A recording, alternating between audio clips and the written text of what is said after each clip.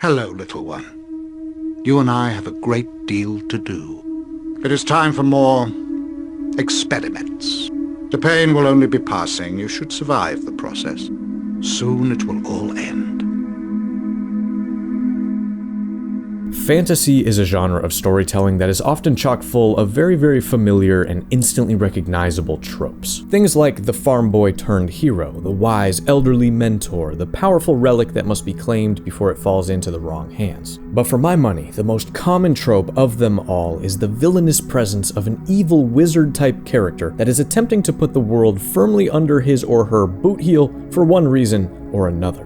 This malicious, magic-wielding archetype could even be considered by many a bit of a cliché at this point, with just so many examples in the medium of video games specifically across all different genres, generations, and narrative tones. But if you can, just for a moment, strip away all of the saturation in this role and look at what this archetype is really all about at its core, I think you will clearly see why it has become such a reliable, simple brand of evil. The villainous sorcerer is a classic study in corruption, in that very human, insatiable thirst for power, for knowledge, for influence, and in so many cases, for some sort of immortality. Now, a few months back, I made a Villainpedia entry on the one and only Sarevok Anchev, the main antagonist from the first Baldur's Gate game and a character that has since echoed throughout the franchise, cementing himself as one of the ultimate villains of the Forgotten Realms setting. But man, nearly every day since that upload, I have received your comments, your Discord DMs, and your personal emails, practically begging me to next tackle the main villain from its sequel, Baldur's Gate 2: Shadows of Amn. And oh man, this is a video I have wanted to make for years. Because here we have an antagonist that, instead of a mountain of muscle and rage like Sarevok, relies far more on his cunning, surgically precise planning and sheer magical superiority as he chases these lofty goals of domination and ascension. A villain that certainly fits that kind of timeless evil sorcerer mold we're talking about here, but I would say with certainty that the subject of today's video is the most refined, the most unique, and the most spectacularly realized take on that formula any video game has ever seen. A broken-hearted, twisted, terribly evil former elf that wields unimaginable power with an iron fist. This is Jon Irenicus, a villain that has emerged over the last couple decades as one of the greatest written and performed of all time, and I do not say that lightly. A character that was not always so black-hearted and evil, but once lived as a highly respected and charismatic practitioner of the arcane arts, beloved by both his people and his queen. But as we experience him in-game, this is a soulless monster, a mad scientist of a mage, and one of the most epic final bosses in the history of video games that has one thing and one thing only on his mind: revenge. So what exactly happened to this once benevolent elf? What is he trying to do within this game? What is his connection to Sarevok and the original Baldur's Gate, and why would such a powerful wizard need us, the main character, so badly to achieve his goals? Well, before we continue this discussion at all, I would just like to take a quick moment to thank all of my amazing patrons over on Patreon for supporting this channel away from YouTube.com. You guys are my favorite. And without further ado, please sit back, relax, hold your own souls very, very tight, take my hand, follow me back yet again to the Forgotten Realms. Now, I will say, for everything in this video to make total sense, I urge you to go back and watch the Sarevok entry if you haven't already. Because just as this game is a sequel to the original, I mean, this video feels very much the same. There's a ton of information in there about Baal, the god of murder, his mortal offspring, and their significance in the story that's all pretty vital to everything that's going to be discussed here. But if there is one thing we have learned thus far in the Villainpedia series, it's that fierce antagonists, man, they can come from just about anywhere. A character's start in life does not determine their fate alone, of course not. It's how the inhabitants of these fictional realms decide to live their lives that ultimately places them on one side of the moral threshold of villainy. And for this particular elven wizard, we of course find ourselves in the land of Faerûn on its western bank region, known famously as the Sword Coast. And more specifically, to the south, at the foot of the merchant kingdom of Amn, lies the Forest of Tethir, also known as the Weldoth, and this is the largest wood in the region. Well, amongst the treetops of the Weldoth, constructed carefully and masterfully, we find the massive elven city known as Suldanessellar. And Suldanessellar is a very unique place in the lore here, renowned for its overwhelming beauty and openness to all forms of wildlife and fey creatures of the surrounding forest. And even though surface elves in the Forgotten Realms have over half a dozen distinct variations and are kind of scattered all over the place, Suldanessellar had long been a place where all elves, regardless of their blood or tribe or allegiances, could come together and meet in peace. But without a doubt, the most vital feature of this city period was the presence of something known as the Tree of Life.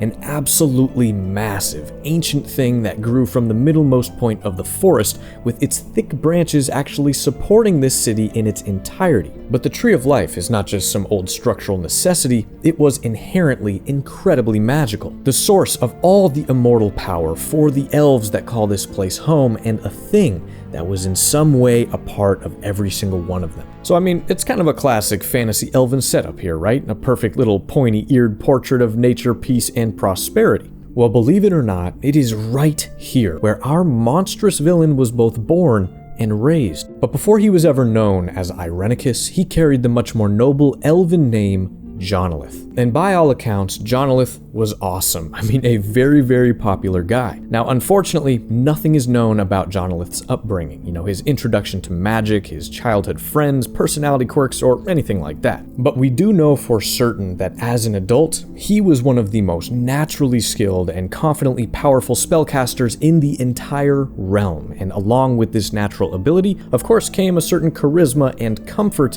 in being admired by his people. Well, the queen of all of Suldanessellar, Elisine, took a particular interest in Jonilith, admiring both his wisdom and fierce curiosity. And over time, organically and beautifully, the two would come to fall deeply in love. I mean, on the surface, Jonilith seemed to have it all. But under the hood of this idyllic, magical life, this dude had some serious underlying issues. No matter how much knowledge he consumed, he could not shake a sense of frustration. The more spells he mastered, the more empty he felt. The power, the fame, the adoration gained, it was all just never enough. And he always felt that if he could just get a little bit more here or there, his hunger would be satisfied. And on top of this, the way that he experienced his love for Elisine became extremely unhealthy. He grew to be obsessive and possessive. Jon seemed to do everything well naturally, but with that came a certain intensity that was just simply not sustainable. Well, now would be a perfect time to introduce another key character in this villain's life, and it's Jonilith's sister named Bodhi. Well, Bodhi, just like Jon, was very talented and ambitious, and the two had always shared this very close, kind of weird bond. And, well, I mean, let's just say it straight, Bodhi was crazy as hell. And as she grew older and slowly spiraled into this sort of madness, she had an increasing influence on Jonilith in a multitude of ways. Because you see, she shared Jon's itch for more power, a desire for some greater purpose. And over time, she convinced him to join her in seeking out darker magic and forbidden truths. Now, I gotta say, this is the most classic first step toward becoming a great bad guy, right? Well, whether it was Jon or Bodhi's idea is unknown, but this new pursuit came to a head when the two of them turned their eyes away from magical trinkets and old dusty tomes and toward what else but the Tree of Life itself. Well, it did not take long for them to leap into extremely reckless action. A dark ritual of some sort was performed where Jonilith attempted to literally merge his magical life force with that of the tree, hoping to attain powers that would rival the Seldarine.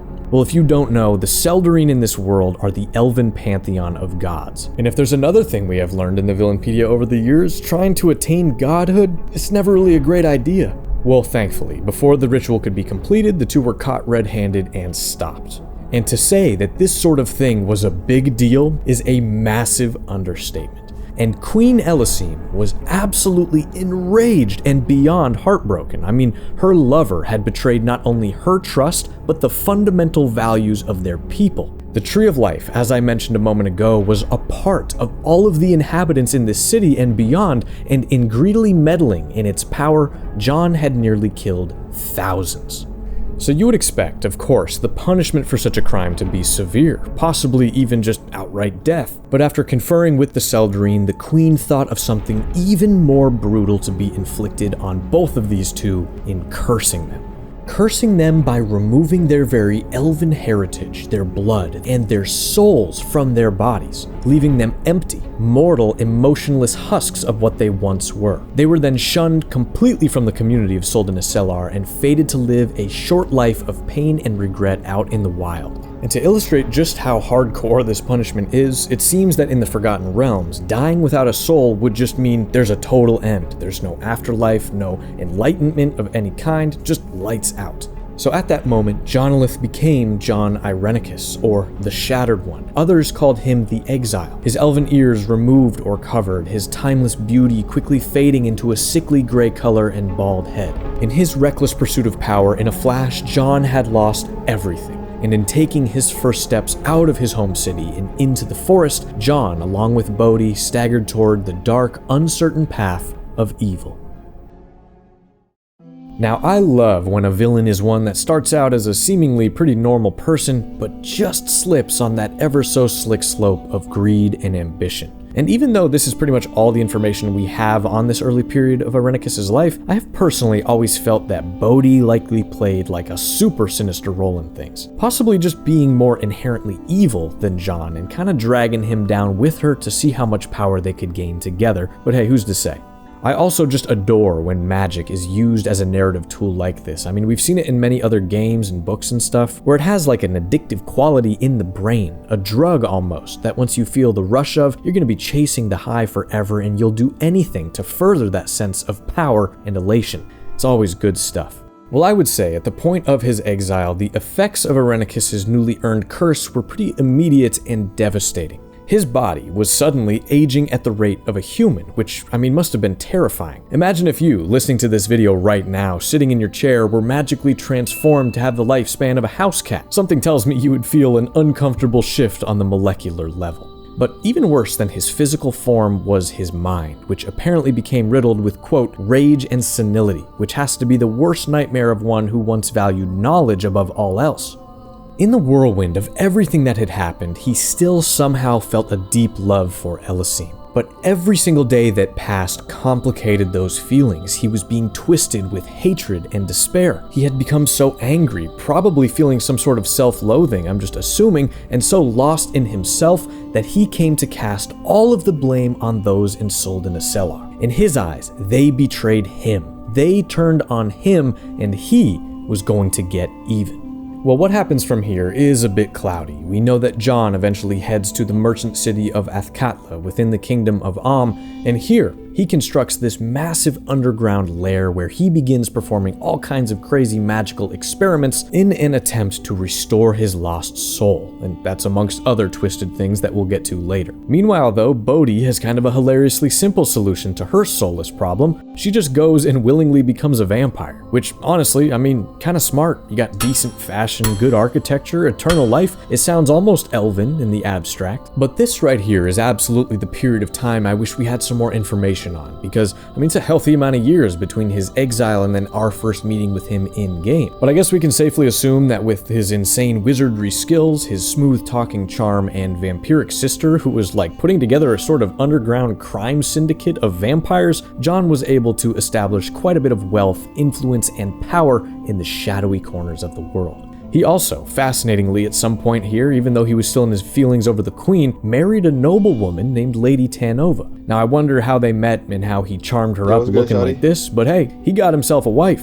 But unfortunately for Irenicus, this is yet another love that would be cut short, as this other sorceress entirely that had fallen for the power and mystique of Jon named Sential murdered Lady Tanova in the hopes that she could win Jon's gaze. Well, Irenicus' solution to this was to track down Sential, curse her to be incredibly fat to the point where she couldn't move, and then raise his deceased bride as a vampire assassin to serve under his sister's watch. You know, just light work, just villain stuff, okay? Side note, we get to go see Sential in game, and man, she is big, kept alive by just these swarms of spiders that she controls with magic to bring her food from around her tower. Man, these characters, they're some freaks, bro. Well, over time, as our villain built up his mad scientist mage dungeon, he became laser focused on finding a way, any way, to crush his old home city and claim that power that he felt was rightfully his.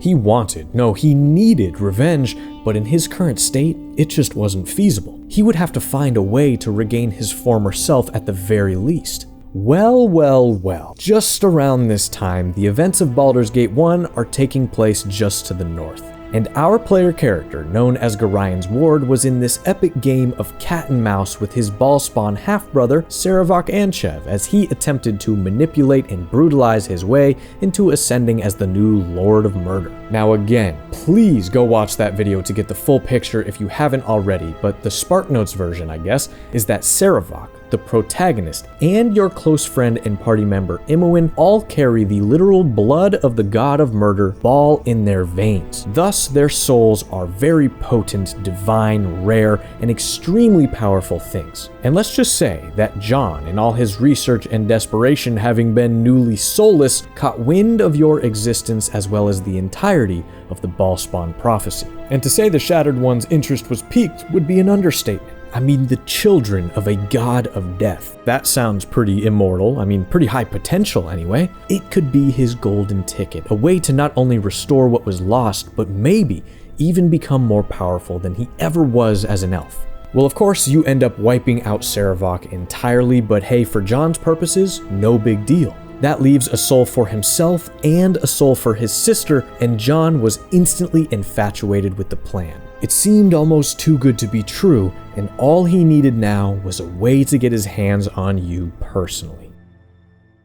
Well, now we get to my favorite section of every villain video, where the backstory and the setup is all behind us, and we get to dig into the in-game experience of interacting with and eventually taking down this antagonist. Well, today we similarly find ourselves in a bit of a divisive part of the video, with something called the Siege of Dragonspear. Now, this is an expansion to Baldur's Gate 1 that was actually not made by the original developer team, but instead kind of tacked on in 2015 when the enhanced editions of the first two games were being released on Steam and GOG. So this thing is not necessarily beloved. Some even consider it non-canon, but I just wouldn't go that far, and I personally don't think it's as terrible as a lot of the fandom claims. Because Dragonspear was very, very clearly just an attempt by developer Beamdog to more closely connect the two Baldur's Gate games narratively, and a lot of that has to do with Irenicus. This expansion sees your protagonist and your party after the death of Sarevok embark on even more heroic quests, mainly in stopping this grand crusade led by a warrior maiden called the Shining Lady as it heads down the Sword Coast. Well, all throughout this campaign, a character known as the Hooded Man appears and shows a keen interest in you. Strange. There lies within you barely a spark of divine consciousness, yet you bested your brother in blood. How? What is it that drove you to victory where so many others fell in defeat? He asks strange, poignant questions and seems to magically appear in dangerous areas without drawing much attention. Well, no surprise here. The man is, of course, Irenicus in the flesh. I am here to bear witness to what comes to pass, nothing more. Well, it's also during Dragonspear that, interestingly, we learn Irenicus at some point attempted to anonymously purchase the Sword of Chaos, that being Sarevok's beloved weapon from a priestess who stole the blade after the Deathbringer's demise. Now, this was all in an effort to try to find dried blood, your blood, on the weapon from your final encounter with Sarevok. Man, Jon, you got some crazy psychopathic obsessive tendencies, my man. Well, anyway, this all comes to a climax in Dragonspear when the Hooded Man transforms this innocent, kind of annoying character named Sky Silvershield into this awful beast, forcing you to defend yourself and kill her in the process. Well, the Hooded Man then takes off and you are charged with the girl's murder, being thrown in jail and disgraced publicly even after all of your heroics, which is kind of absurd. The people you saved have turned on you, treating you as some nightmare made flesh. How does it feel to be trapped in a cell after all you've done for this city? Life offers no justification for the ills it inflicts on us. None know this better than I. I warned you of the darkness running through your veins. Divine blood is not to be trifled with without control. Power is naught but peril. But I am confident you will survive this. A greater destiny awaits you. You will escape this place, We will meet again. Fear that meeting, child of Baal. We have so far to go together. So is this kind of stapled on interlude necessary? Honestly, no, not at all. Dragonspear serves to show Irenicus kind of grooming you and educating you to better understand your Baal blood and its potential. And while I don't go so far as to call this all non-canon, it definitely feels entirely disconnected from the original introduction to this character, which is just why I'm kind of glazing over it here, you know? Well, of course, your party is able to escape, slipping into the forest under cover of darkness, and that is when you are finally approached by strange hooded figures and in an almost dreamlike state are kidnapped and forcefully dragged off to Jon's lair. I think how any given RPG opens is vitally important. I mean, the first 15 or so minutes make an impression that can either intrigue the player into wanting more, or just kind of bore them to death and have them looking elsewhere for entertainment. Wild Arms, Skyrim, Planescape Torment, Persona 5, there are so many amazing intros in RPG history, but man, I gotta say, all honesty, my favorite one ever might be right here in Baldur's Gate 2. Because after this short and harrowing cutscene introducing the background of what happened in the original game and informing you that you have been imprisoned by this thing, you awake literally in a cage. And man, it does not take long for your host to greet you. Ah, the child of Baal has awoken. It is time for more experiments. The pain will only be passing. You should survive the process.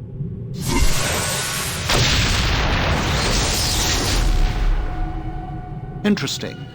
You have much untapped power.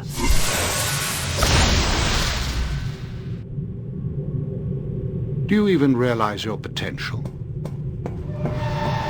More intruders have entered the complex, Master. They act sooner than we had anticipated. No matter, they will only prove a slight delay.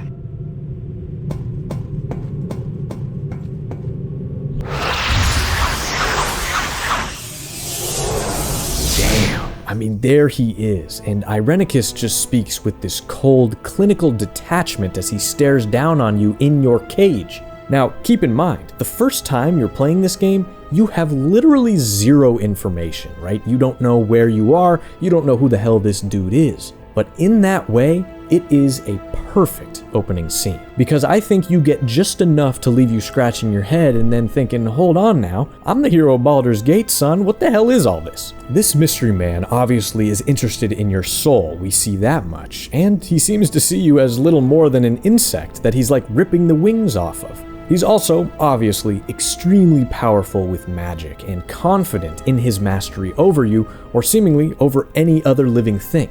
But as he strolls out of the room to see to these so-called intruders elsewhere, you are able to escape your little prison.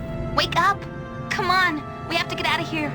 And then one by one you go and free your party members. Now, it is important to note that Baldur's Gate 2 uses a rollover feature with your save, so you can have your character from the first game loaded right up here, and similarly, these are all characters that you already know and love. I mean, you fought many battles with them. It is Jaheira, Imoen, and Minsc, of course, Minsc. But after your gang is all free, you sort of just roam through Irenicus's creepy-ass lair looking for a way out, and man, there is some weird stuff down here that helps you begin to piece together what kind of person your captor is. There are imprisoned dryads that say they are caged here because the master, being Jon, is reminded of someone he lost when he sits and stares at them. There's a completely intact, ornate bedroom that is made for someone who doesn't use it and no one is allowed to enter. There's magical golems, a genie, and tons of old servants left decimated from magical experiments and left floating in test tubes forgotten. The list goes on, and you start to see a sort of sociopathic pattern here.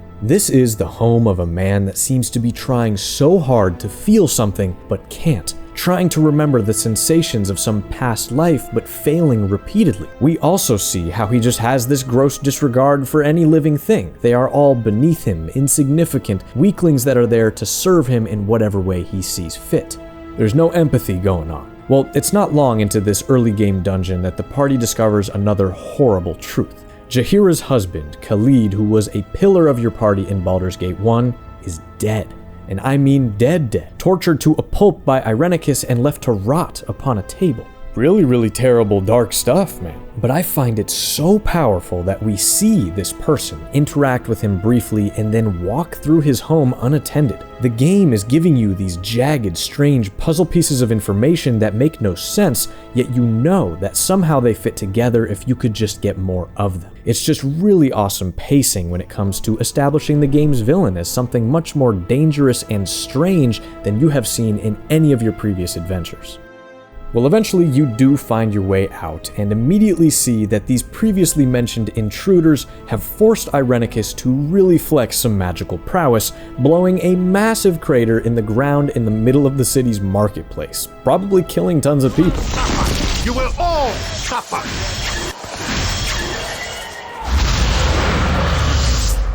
But big things are about to happen right here in this scene, so please, let's pause and cover some important context. Those intruders that Jon just completely obliterated in front of you were members of an organization known as the Shadow Thieves, a guild of crime operating in Athkatla that you can essentially think of like the Mafia.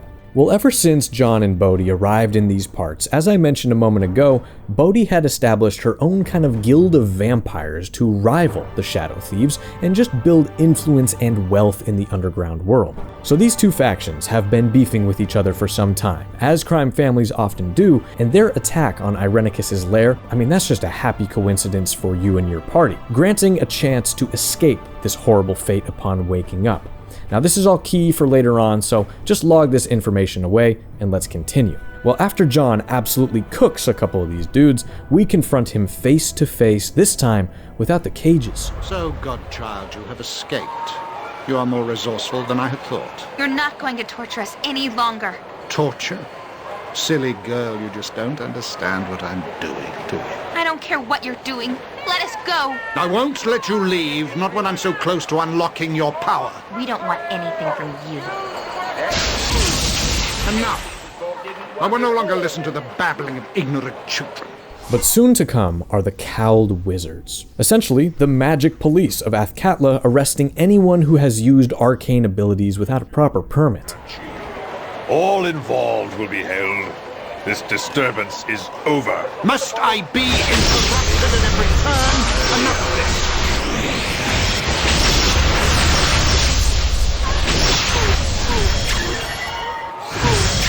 This mage's power is immense. We must overcome him quickly. Enough! I haven't the time for this. You will cease your spell casting and come with us. Your pathetic magics are useless. Let this end. Even if we fall, our numbers are many.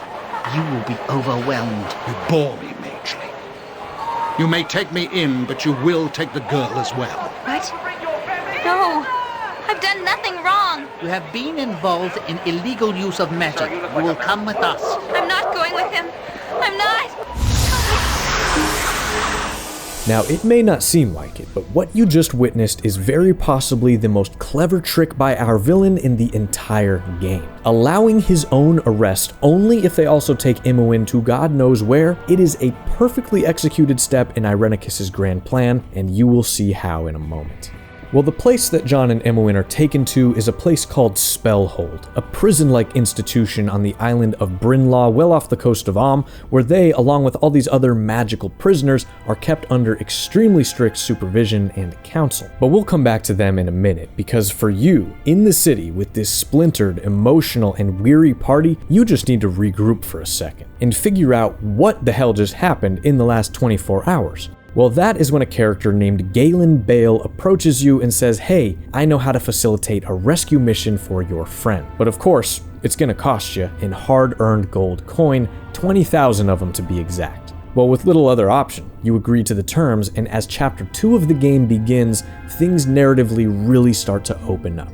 Because let me tell you, man, BG2 is massive. If you're looking to do every quest and be a real completionist like I am, you're looking at well over 100 hours of really high quality content. And as much as this video is focusing on Irenicus, there is so much to do in this game that has like nothing to do with him. Amazing subplots, minor villains, local politics, and just flat out fun questlines and locations that make this game feel like a dense layer cake of RPG goodness. I mean, one of the best ever, if you ask me. Well, specifically in Chapter 2, you are kind of free to earn that 20,000 gold as you see fit. However, no matter where you go, what you discover, the order you decide to do things in, you are inevitably going to get entwined in that guild war that I mentioned earlier with the Shadow Thieves and Bodhi's Vampire Coven. You encounter them kind of fighting with each other and even get attacked yourself. Well, eventually you get so involved that you have to pick a side, and it is very important to remember, at this time, you have no idea who Bodhi is, never heard of her, and you aren't aware of her connection to Jon at all. And this is definitely a choice that has ripple effects throughout the rest of the story, because you're going to be taking down the rival guild in the process, and then projecting the narrative towards Spellhold with certain characters allied with you or opposing you. Now, I don't want to go too into depth with this, because this is already kind of a long video, so let's get right back to Jon. Well, even though our big buff gray fella is in the slammer, he does not disappear entirely, of course not. Irenicus comes to you in these strange dreams, waxing poetic about power, about potential, and about the responsibility that the Ballspawn have to maximize their divinity and take control of a weak, ripe world. Life is strength. This is not to be contested. It seems logical enough. You live, you affect your world. But is it what you need? You are different inside. You are born of murder, the very essence of that which takes life. You have a power if you wish it. Now, logic would tell you that this is Jon using his magical powers to speak to you and taunt you, as he has kind of successfully taken Imoen away. But interestingly, it is revealed much later on in the game that this is all an illusion. If you've played the first Baldur's Gate, you know that you have a lot of strange dreams there as well. And this is the spirit of Baal himself within you, using your current situation and the face of Jon to simply goad you into thirsting for more power and realize your darkest potential. Do you realize the power you might hold? When the world of flesh is beneath you, even creatures mysterious and magical will fall. Follow will seek a gift you are owed by the blood in your veins. Follow, if only to protect the weak that fell because of you.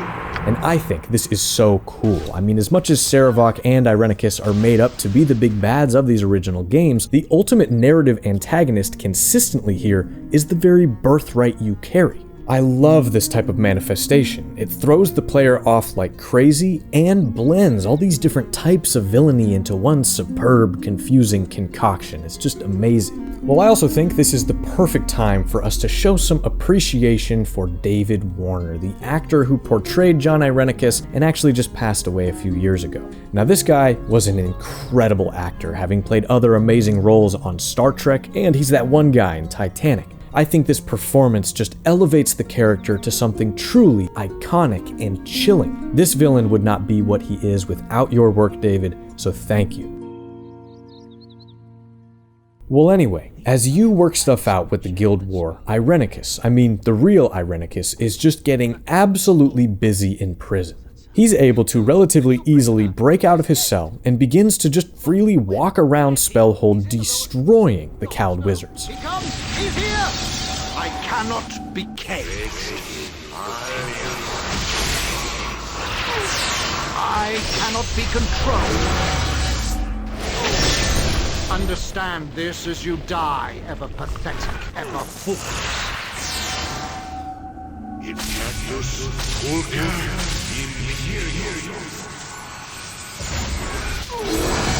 And before you know it, he has taken control of the asylum in its entirety. Hello, little one. You and I have a great deal to do. What are you planning? Not to worry. Nothing worse than what I shall do to your friend. I mean, this is just genius stuff from our villain, because in willingly heading to Spellhold along with Imoen, he gets himself not only away from the chaos of the city and the shadow thieves and all that stuff, he also gets very far away from you and the party and any potential irritation and fight you might cause him. And now, he has not only a ball spawn, but tons of other magically inclined prisoners in a secure facility on a distant island where he can run experiments in private. But on top of that, he knows that you, his main target as far as stealing your soul for himself, is also destined to come waltz over and fall right into his lap in an inevitable effort to rescue your friend. Now that is a damn good scheme. It's so simple, yet so evil. And then flavor-wise, it is wonderful as the player to now have this narrative backdrop of this evil wizard in his secluded island fortress waiting for you as you're doing all this other side stuff back on the mainland. Now this is classic fantasy. So, as I mentioned, the final thing you must do before you can head on a ship to the island of Brynhold and look for Imoen is resolve this damn guild war. Well, personally, I like to side with the Shadow Thieves, and of course, in doing this, you also have to confront Bodhi herself and her vampires in the Coven's lair. This is where, for the very first time, she reveals not only her ties to Irenicus, but gives you the knowledge of Imoen's godlike lineage as well as her knowledge of your own. And after a fight, she flees like a coward, regrouping back at Spellhold with her brother, while you, along with your pals, make good with the Shadow Thieves' leader, celebrate a great success, and secure passage to the distant island via a charismatic pirate captain named Saemon Havarian. But right about now, you might be thinking, I wonder what Jon is up to with Imoen, and the answer is nothing good. Awaken, child. It is time for another test. Oh, please. I can't take this. Patience, Imoen. Soon it will all end. No! Don't do this! I don't want to die! Silence, dog. You have no purpose but to die by my hand. In Cactus Pulca Imperium.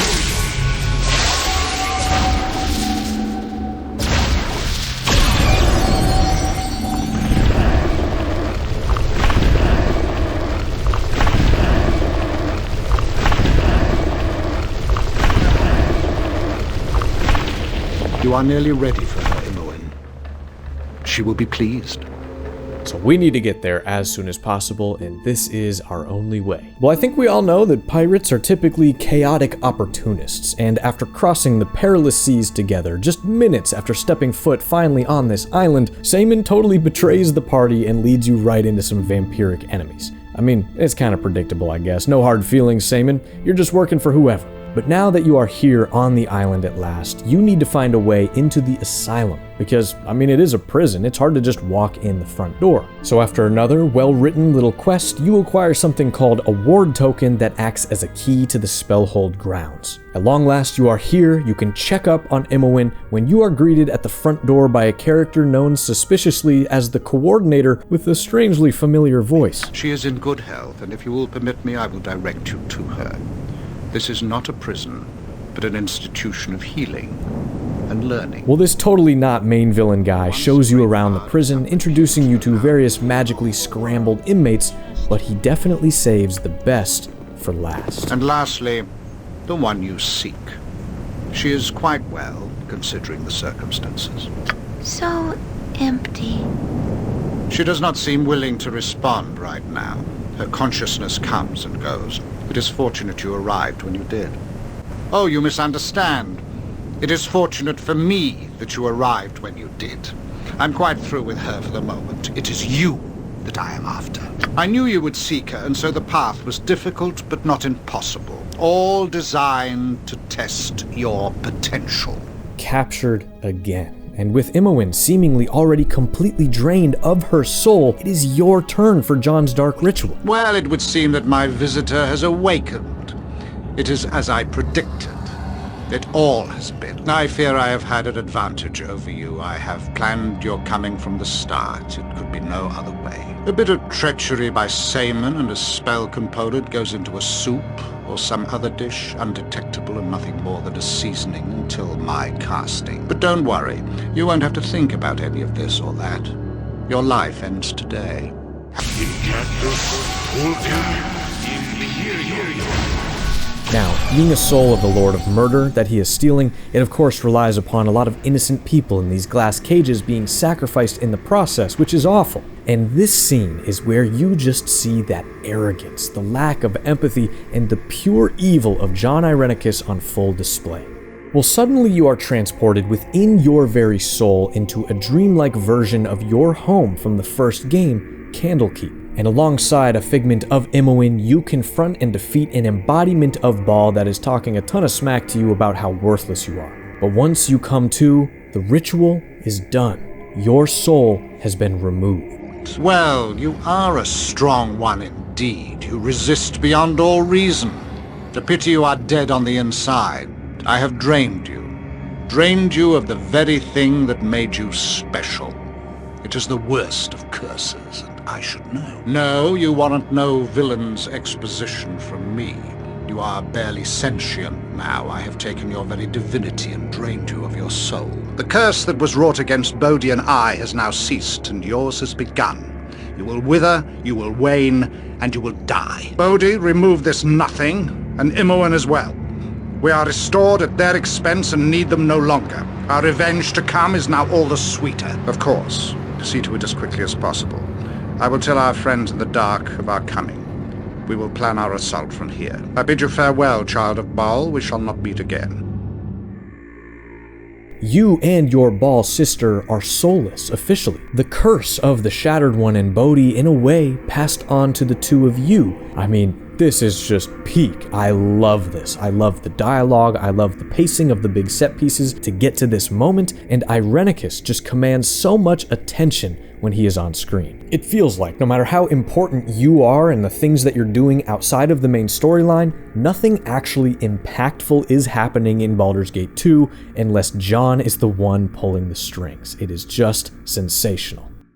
One of the most common character traits in any villain that leads to their eventual downfall, man, it is that sense of false security. It's hubris, or we've said it a million times in this video, arrogance. Just that sensation, that feeling that the job is already done for them and they need only walk over and claim their prize. But little do these guys understand, we're the main characters, dude. If you don't deal with us thoroughly and personally, you know it's gonna come back to bite you. And as masterful as Jon's plan and execution has been up to this point, this right here is the moment he absolutely blundered by leaving us in this weakened state for Bodhi to deal with. Now, it does seem that we are on this ticking clock of rapid mortality. Imoen even says she feels like she's dying and fast, so really all Bodhi needed to do here was throw us in a big deep hole and just wait. But in her vampiric, stupid, kind of annoying way, she instead insists to put us through this gauntlet so that she can watch us struggle and enjoy herself as she hunts us down like a beast in the forest. Okay, lady, you want to give me another shot? I'm gonna take it. So you go through Spellhold and you kill a bunch of golems and vampires and mummies and other Halloween type stuff until at last you come to Bodhi for the second time, and this is the moment things take an unexpected turn for our villains. During this scuffle, out of the blue, you literally turn into a monster. A mindless demonic thing called the Slayer, which is literally the avatar of Baal. To battle and victory! Your death and darkest shadow. Child of Baal, what have you become? I mean, the physical embodiment of murder. Now, yes, you lost your Baal-tainted soul, but the void that was left behind, combined with your insane main character willpower as well as the blood of the god still running through your veins, it brings upon this horrific transformation, one that you have no control over. I mean, you start to attack your friends as well, and you come to learn that this could be your fate. If you remain soulless, you will permanently be a mindless thrall of death. Well, this whole event is so scary and so powerful that Bodhi just kind of says, "Oh shit!" and leaves. So your party is able to fully escape this gauntlet. And soulless as you may be, you got some dog left in you, so it's off to find Irenicus yet again. We need not forget that we are in a magical prison full of powerful, borderline insane people. Well, shortly after chasing Bodhi away, you run into who else but Saman, that damn pirate. He cleverly suggests, hey, just go unlock all the cells and rally these prisoners. Which, not a bad idea. I mean, not the most heroic bunch, but they'll do. And you can tell the moment you storm in on Irenicus, this is the first time in the entire game you have honestly taken him by surprise. What is this? You have released all of my test subjects? How wonderfully mad of you. I did not expect this in the least, so dangerously risky it is. Die, all of you! I have restored my soul and will work my revenge without your interference. Well, this fight is rather lopsided, and Jon scrambles away through his portal to safety, relinquishing Spellhold entirely to you. Damn you all! Why do I fight over this place when my plans may be laid anywhere? I must start anew. Have your victory here then, but know that you are dying on the inside even now. Many will join you before I am done. My home will feel my wrath. Here. Fight amongst the mindless assassins I would sacrifice. I shall fight others to serve my needs. This place is yours. I hope it is your too. In his tone, you can see he has transitioned from that clinical calculation into a sort of frustrated irritation in your inability to just give up. And it feels like just maybe expediting his plans of revenge a little bit to ensure that you are not the one who messes things up. So, time for you to also leave and reassess when Saemon, again, reveals a bit of knowledge about Jon and Bodhi's connection to Suldanessellar, as well as their intentions to maybe head there for what they really want. Well, the pirate seems to legitimately want to help you track down the villains this time, and I mean, do you have any choice but to trust him? So, off you go. You get to have some high seas pirate adventures, slay some fish people, and meanwhile, we see Irenicus regroup himself as he heads into the Underdark. Things go well on the surface. The temple of their false god has been defiled. I am pleased. My revenge will soon come. We did not act for your benefit, Irenicus, though you did offer some interesting opportunities. Yes, Matron Mother. Excuse my careless words. Our first prisoners arrive, Matron Mother. These two rank high among the surface scum, Matron.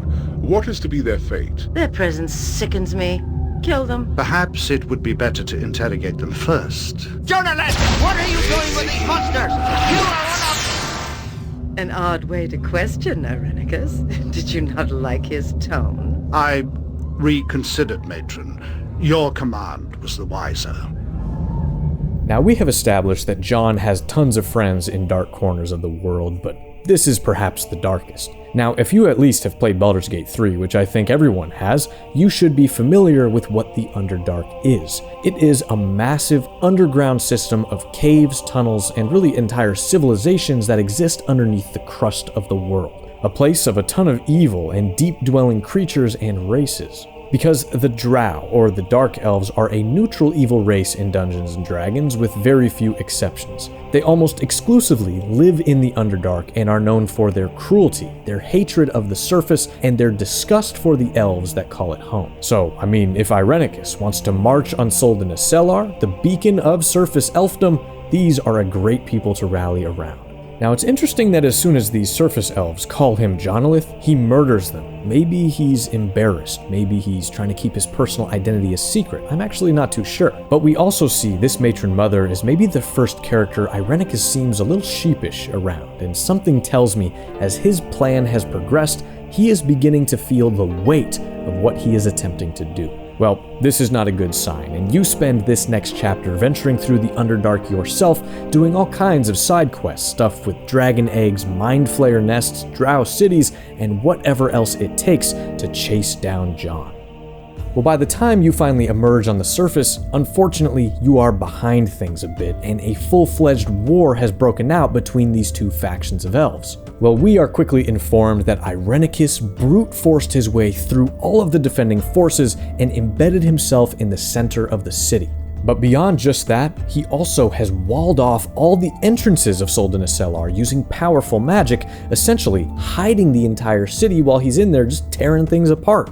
Well, after speaking with an elf lieutenant named Elhan, we learn of only one way into the city. An object called the Rin Lanthorn, an ancient elven lantern with the ability to dispel all magical illusions and expose the truths of the world. However, it has been stolen by someone working closely with Irenicus. Well, you, in all the wisdom you have gained, ID the thief as Bodhi. So you, just one last time, have to go chase this woman down, and finally you get to kill her. God, she is annoying. So the lantern is in your possession, and as Bodhi was slain, Imoen's soul is returned back to her, which is a very, very good sign for you as far as taking down Irenicus next.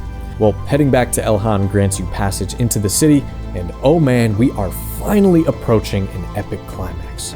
The place is just overrun with nasty minions of Jon's, including a huge black dragon. I mean, Irenicus is firmly in control and has now locked himself in the palace with his former lover, the Queen. And this is the part of the game where you learn all of that juicy backstory of who Jonalith once was, and it sets things up beautifully for an emotional and dramatic conclusion. You also encounter the avatar of one of the elven gods, the Seldarine, an entity known as Rilliphane that watches over the domain of woods, wildlife, and nature. Well, he urges you in all caps to act quickly. Irenicus is beginning to start a ritual. He is draining the tree yet again and using the Queen as a conduit to ascend to godhood right now, and then he's going to destroy the city. So as you finally get to approach the Tree of Life, a magical projection of Elysium appears. She explains that Jon has placed these 3 parasites on the tree's branches, weakening it to his magics. Now this is an annoying final step, but after clearing those, there is nothing else that stands in your way. You enter the inner chamber of the Tree of Life, and this scene speaks for itself. What? Who dares? You live yet. You have less than a fraction of your soul, and yet somehow you continue to oppose me? The power of the tree is gone from me. You have been successful in your little scheme, insect, but now this ends. I will take great pleasure in eradicating such a nuisance as you, and then I shall re-establish my link, join with the tree once again. I shall find a way. I shall have the power. No, Jonalith, you shall not. Elysium? Yes, it is I, your queen. Twice now you have attempted this sacrilege, and nearly destroyed us all. You will not do this again, Jonalith. Do not call me that. I lost all right to that name when the Seldarine stripped me of everything that was elven, as you well know. And what shall I call you instead? Irenicus? Shattered One? Yes, it was a terrible punishment, but you violated everything we hold dear. You nearly destroyed us all. And for what? Power? Is that all you exist for now, Jon? It is all I have now, Elysium. There is nothing else beyond my revenge. Revenge for what you did to me, that the Seldarine did to me. And your revenge has poisoned your heart. The tree touched you once long ago. Do you remember nothing of it? Is there nothing in your heart that remembers love? Is there nothing within you that remembers our love? What we once shared before this obsession doomed you. I do not remember your love, Elysium. I've tried to recreate it, to spark it anew in my memory, but it is gone. A hollow, dead thing. For years I clung to the memory of it. Then the memory of the memory, and then nothing. The Seldarine took that from me too. I look upon you and feel nothing. I remember nothing but you turning your back on me along with all the others. Once my thirst for power was everything, and now I hunger only for revenge. And I will have it! Then I pity you. Would that you had used your stolen mortal years to earn your return to this sacred place. I could have loved you anew as I loved the man you once were. But I see nothing of him here. You are Irenicus, and all that awaits you now is death. We shall see, my former love. We shall see.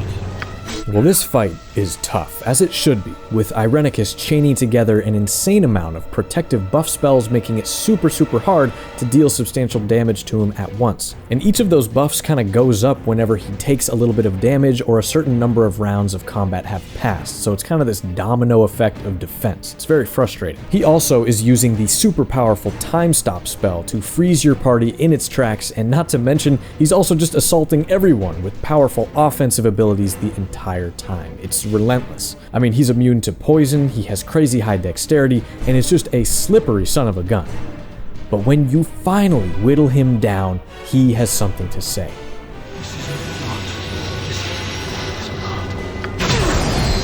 But something isn't right. This victory isn't as it should be. Your soul does not return to your body as expected. In fact, the entire party feels a strange sensation of being pulled downward, being pulled away from the world of the living and toward where else but hell itself. So the entire party, in some cruel twist of fate, essentially dies along with Irenicus. But you quickly learn that your intimate connection to the villain and his holding of your soul, which kind of belongs to this evil god, it's all a lot more complicated than just that. And this all culminates in a series of super iconic and cool endgame quests here in Hell, where you need to acquire 5 different tiers of Ball by completing trials that are all kind of themed around your internal struggle with your blood. Now these are amazing and lean heavily into stuff from Baldur's Gate 1, as well as the alignment system that's just in Dungeons & Dragons, because there is a good and evil solution to each of these trials. But once you have collected all 5 tiers, you are able to open this large, imposing door and face down against Irenicus one final time. So we are to battle one last time. No more hiding for either of us. The very gates of hell seems like an appropriate place to end this whole shebang. And I think it's pretty cool that you two have kind of shared your soul for the last third or so of the game. I mean, he's now connected to all this Ball taint and the power of the Slayer and murder and everything else too.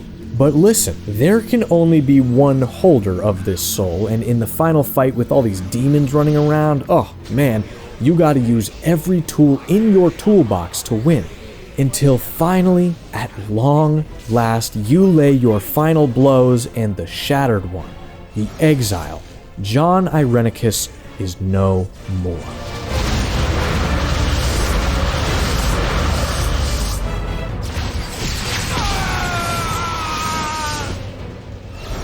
Miraculously, all of you awake back in the mortal world very much alive a few days later, and in the comforting care of Queen Elisine. She is glad to see you all well and shares a few congratulatory words. And then, we witness the true end of Irenicus.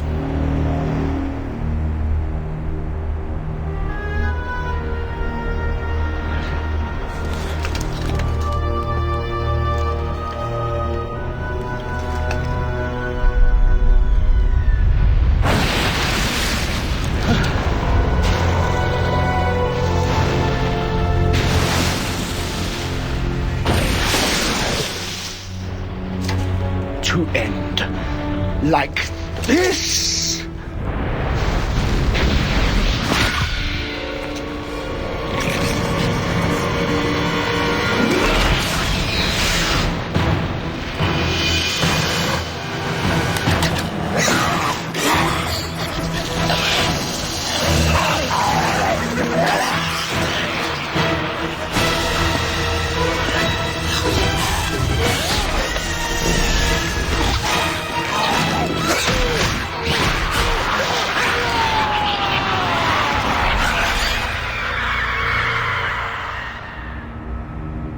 Now, even though this is just an insanely long, epic, drawn-out quest, it isn't the total end. The expansion, Throne of Ball, seeks to round out the adventures of Gorian's Ward and put an end to the whole Ballspawn saga. And man, it is also incredible with another amazing villain. But my friends, that is a tale for another day.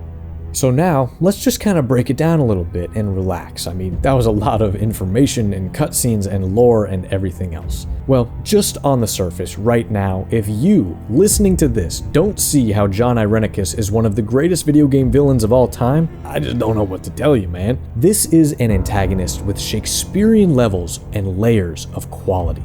Now, it doesn't hurt that David Warner himself was a seasoned Shakespearean actor and certainly infused the character with those levels of pretension.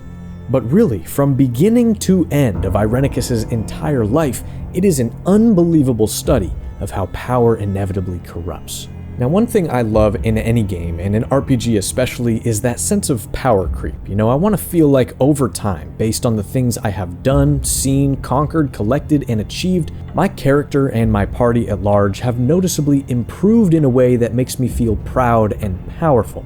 Well, needless to say, Baldur's Gate 1, 2, and even 3 execute this curve amazingly well. But what is even more impressive is how here, in Shadows of Amn, it correlates narratively so beautifully and closely with Irenicus' slow downfall. In my opinion, he is at the peak of his power, of his control, and his arrogance in the opening seconds of this game, and that's when we don't even know who he is.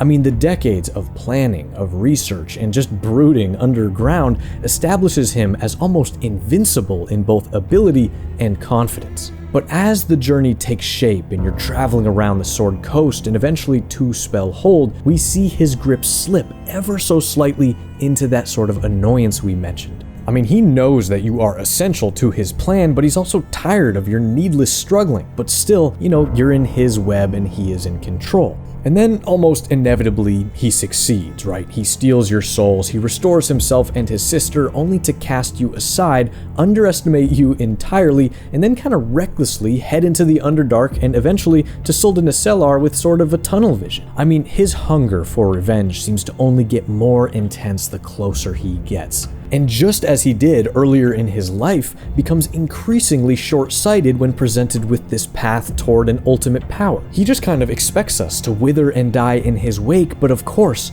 we don't.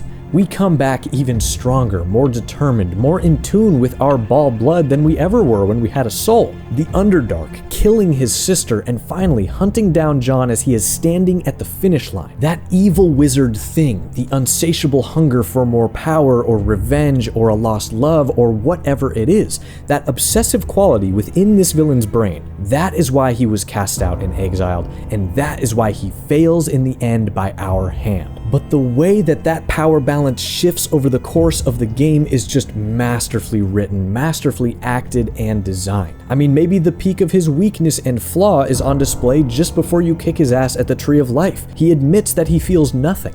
Now listen, I'm no better than you, okay? I'm just a fan of this game talking about my stuff on the internet, but I do think I have played enough RPGs to understand from a game design perspective how hard it is to achieve something this delicate, especially in a game with 100 hours of side quests and goofy characters and so much other stuff to do. Also, I'm gonna stand on business with what I said in the beginning. This is definitely one of the best final boss fights in video game history, at least from the games that I've played. I just love how you face down with this dude 3 different times, in 3 different places, with all these different things directly at stake, and each time you do, it feels like you're starting to reach or surpass him in power. It is just so cool. But then, narratively, man, Irenicus acts as this invaluable middle chapter of sorts when you look at the whole story of the protagonist Gorian's War. Because it is directly and only through this villain and his actions that you begin to understand the power of your blood. In the original Baldur's Gate, you aren't even aware of the Ballspawn prophecy and your place in it until pretty late in the game, and by then, I mean, your goal in killing Sarevok is so clear and immediate, there's really nothing to even consider. It's really only after Irenicus kidnaps you that you finally begin to understand the potential impact you can have on the world. And then finally, of course, we'll talk about it in another video someday, Throne of Ball brings all of that to its natural conclusion where you decide what you're going to do with your divinity. Now, I don't know if you can tell, but I love this villain, man. I think he has the strongest presence by far of any of the antagonists across the Baldur's Gate games, including 3, and to this day, he acts as my gold standard for that classic evil wizard archetype in a video game. And I can't forget to mention that just like Sarevok before him, this man has become his very own magic card with a very cool and appropriate ability. The man known as the Exile once had it all: power, love, knowledge, and a beautiful place to call home. But still, it was never enough. His ambitious quest for more destroyed his life entirely and nearly wiped out his people, and for this, he was cursed. But in his vain quest to regain what was lost, he caused even more suffering. A man that carried a broken heart always, but in truth, though he tried, felt nothing. A sociopathic, abusive, and hyper-intelligent madman that in the end proved that he was willing to do it all over again. A tragic sort of evil for sure, but one that has etched his name firmly in history as one of the medium's very best. Thank you guys so much for watching and or listening to the very end. I have been working on this one for a while, and it means the world to finally get it out there and in your guys' hands. It's just something about the Forgotten Realms, man. It hits. I love it. So please, let me know down below other villains, other characters, locations, items, videos you guys want to see on the channel. I'm gonna go ahead and get started on the next project right away, and I can't wait for you guys to see it.